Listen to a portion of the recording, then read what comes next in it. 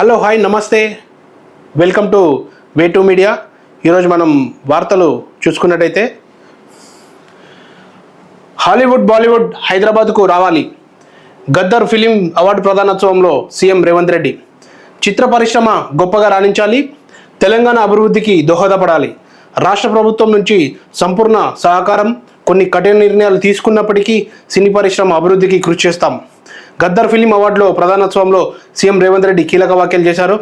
అలాగే నిన్న Gaddar film award ప్రధానోత్సవంలో Revanth Reddy గారు కీలక వ్యాఖ్యలు చేశారు. మనం హాలీవుడ్ బాలీవుడ్ హైదరాబాద్కు రావాలి అంటే, హాలీవుడ్ బాలీవుడ్ యాక్టర్లు మన హైదరాబాద్ లొకేషన్లో చాలా బాగున్నాయి, అందులో మీరు షూటింగ్ చేసుకోవడానికి మేము పర్మిషన్ ఇస్తాం. అలాగే హైదరాబాద్ అభివృద్ధికి తోడ్పడాలని రేవంత్ రెడ్డి గారు నిన్న వివరించారు. అలాగే నిన్న చూసుకున్నట్టయితే గద్దర్ ఫిలిం అవార్డు ప్రధానోత్సవంలో ఉత్తమ నటుడిగా స్టైలిష్ స్టార్ అల్లు అర్జున్ గారు ఎంపిక అవడం జరిగింది. ఈ చిత్రంలో అల్లు అర్జున్ గారికి పురస్కారాన్ని అందజేస్తున్నారు.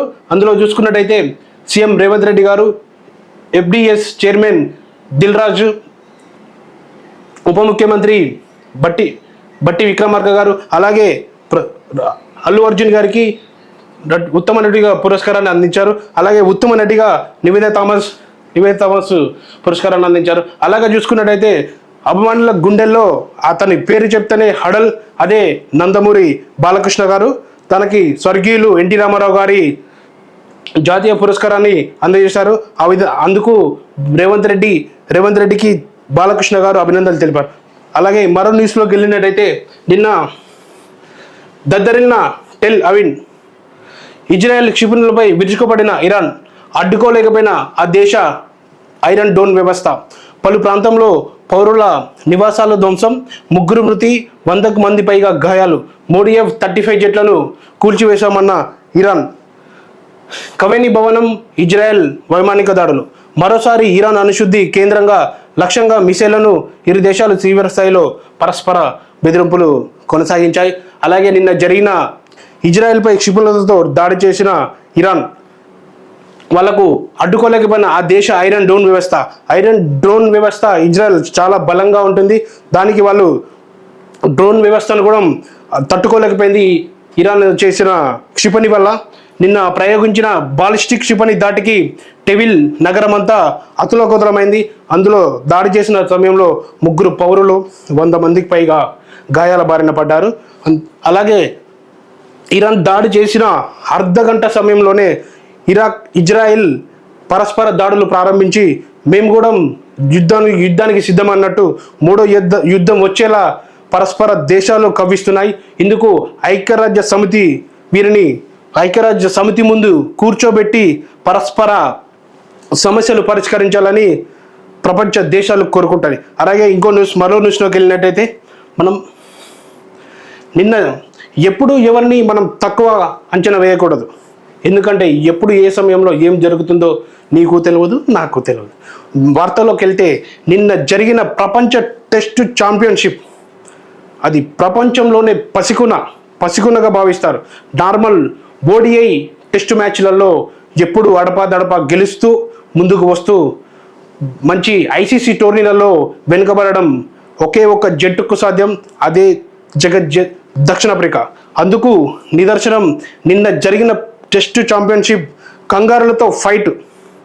ఎవరు ఊహించని విధంగా దక్షిణాఫ్రికా జట్టు ఫైనల్లో కంగారులను కంగు తినిపించి జగజ్జెతగా నిలిచింది.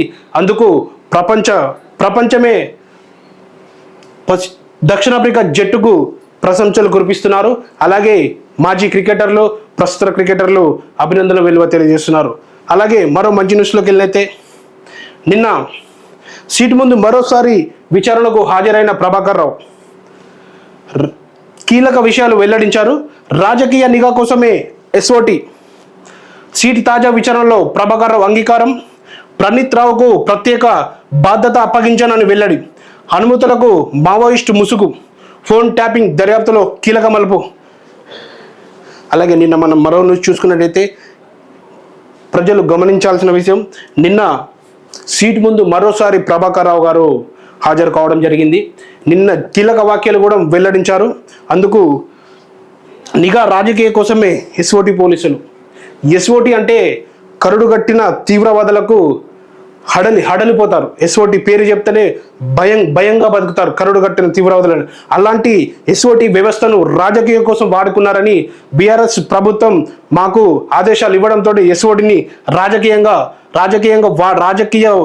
వాడుకునే అనుమతులు ఇచ్చామని ఎస్ఓటిని. అలాగే ఫోన్ ట్యాపింగ్ కేసు ఎస్ఓటి ద్వారా మనమున్న ప్రభుత్వంలో మనకున్న అపోజిట్ రాజకీయ వ్యక్తుల సమాచారాన్ని అందించుకోవడానికి ఎస్ఓటిని పావుగా వాడుకున్నారని మన ప్రభాకర్ సీటు ముందు విచారణ జరిపారు. అది అప్పుడున్న ప్రభుత్వం ఒత్తిడి వల్లనే చేయాల్సి వచ్చిందని ప్రభాకర్ రావు సీటు ముందు వివరణ ఇచ్చారు. అలాగే మరో మంచి న్యూస్తో నేను మీ ముందుకు వస్తా. వే2 మీడియాని సబ్స్క్రైబ్ చేసుకోండి, మంచి వార్తలను వినండి. Thank you. నేను మీ సురేష్.